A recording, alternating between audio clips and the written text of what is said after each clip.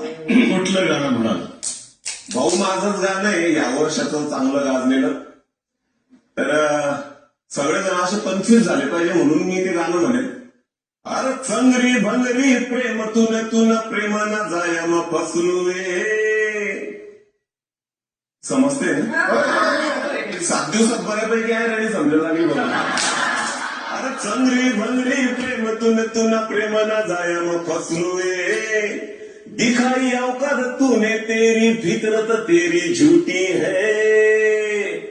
अरे समझने वाले को इशारा काफी है. अरे समझने वाले को इशारा काफी है. थँक्यू.